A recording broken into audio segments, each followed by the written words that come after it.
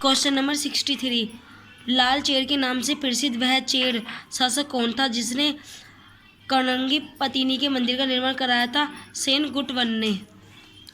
Question number 64, संगम काल की प्रमुख तीन शक्तियों चोल, चेल और पांड्य के मध्य संघर्ष का प्रमुख कारण था उपजाऊ नदी तट वाले भूभाग पर नियंत्रण की आकांक्षा। क्वेश्चन नंबर 65, मगध पर शासन करने वाला प्रथम शासकीय वंश कौन था? हयंक वंश। मगध पर शासन करने वाला प्रथम शासकीय वंश था हयंक वंश। क्वेश्चन नंबर 66, बिंबिसार ने पहले राजवेद जीवक को किस राज्य के राजा की चिकित्सा के लिए भेजा था? अवंती।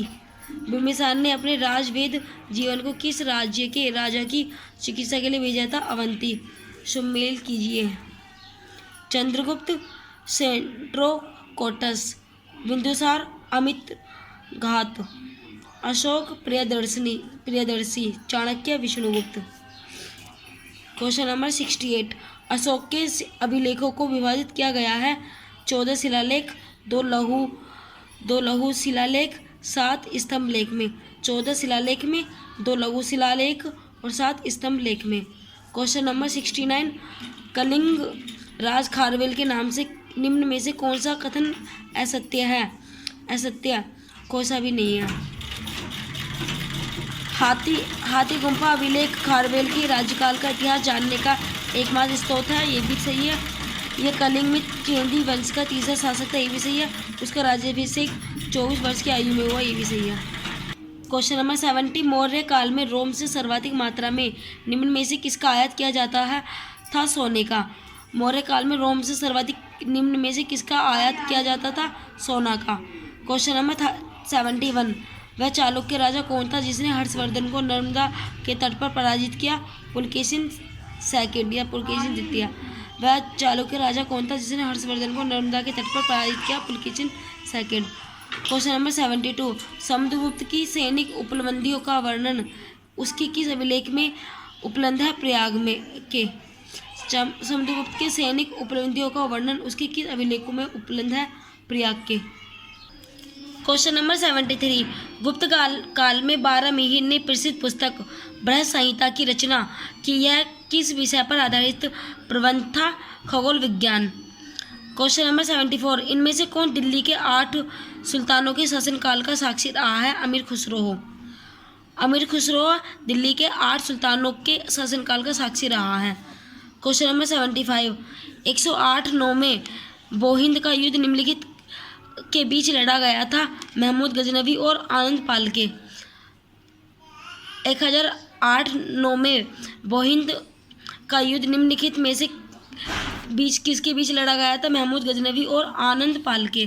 क्वेश्चन नंबर 76, भारतीय इतिहास में बाजार नियमों मूल्य नियंत्रण पद्धति की शुरुआत किसने की थी? अलाउद्दीन खिलजी ने।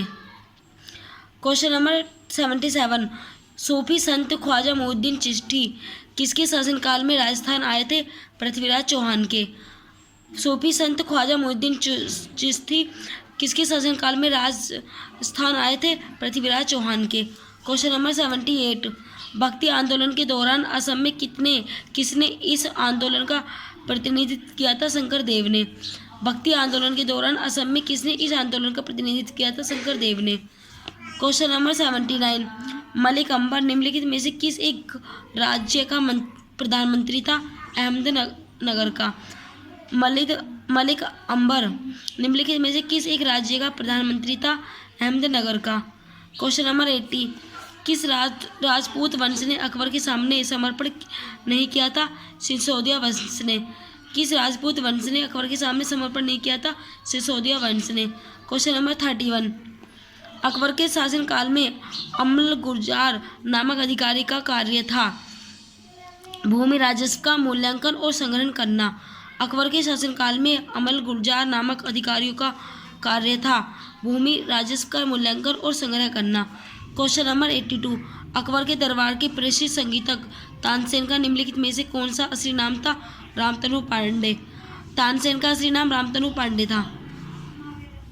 83, गुजरात विजय की यादगार में अकबर ने किसका निर्माण कराया था? बुलंद दरवाजे का। गुजरात विजय की याद में अकबर ने बुलंद दरवाजे का निर्माण कराया था। क्वेश्चन नंबर 84, नाना साहेब के नाम से कौन प्रसिद्ध है? बालाजी बाजीराव। नाना साहेब के नाम से कौन प्रसिद्ध है? बालाजी बाजीराव। क्वेश्चन नंबर 85, काशी के किस प्रसिद्ध विद्वान ने शिवाजी का राज्य अभिषेक करवाया? श्री विश्वेश्वर जी गंगावट ने। पुरंदर की संधि शिवाजी ने कब और किसके साथ की थी?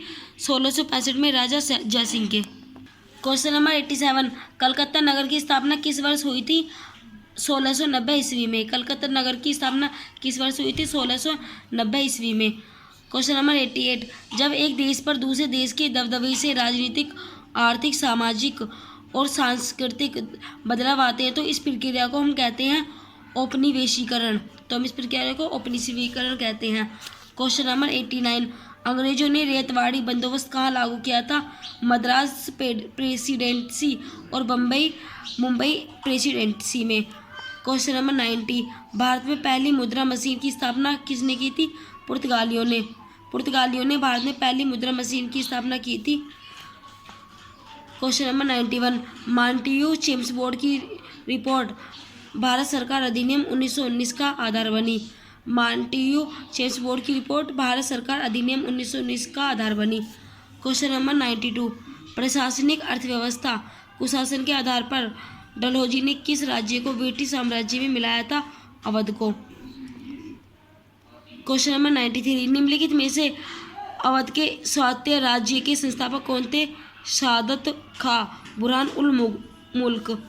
क्वेश्चन नंबर 94, किस कंपनी ने सर्वप्रथम भारत में रेल यात्रा प्रारंभ की थी? ग्रेट इंडियन पेनिसुलर रेलवे ने। क्वेश्चन नंबर 95, भारत में थानों की स्थापना किसने कराई थी? लॉर्ड कॉर्नवालिस ने। भारत में थानों की स्थापना किसने कराई थी? लॉर्ड कॉर्नवालिस ने। क्वेश्चन नंबर 96, किसे भारत का मार्टिन लूथर कहा जाता है? दयानंद सरस्वती को। दयानंद सरस्वती को भारत का मार्टिन लूथर कहा जाता है। क्वेश्चन नंबर 97, पिछड़े वर्गों का उत्थान किसका मुख्य कार्यक्रम था? सत्यशोधक समाज का। पिछड़े वर्गों का उत्थान किसका मुख्य कार्यक्रम था? सत्यशोधक समाज का। क्वेश्चन नंबर 98, गांधी जी ने किस कानून को काला कानून कहा था? रोलेट एक्ट को। गांधी जी ने किस कानून को काला कानून कहा था? रोलेट एक्ट को।